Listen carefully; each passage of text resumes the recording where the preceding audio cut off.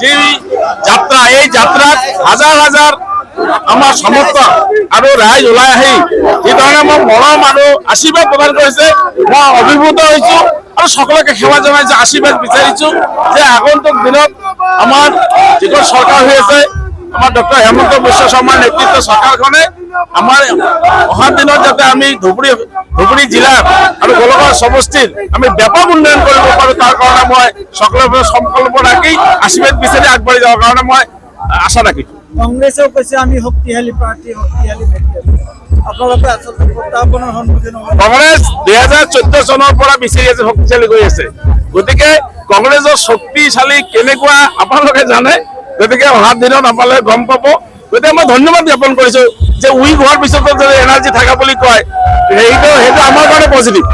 ধুবুৰীৰ ক্ষেত্ৰত কি হ'ব?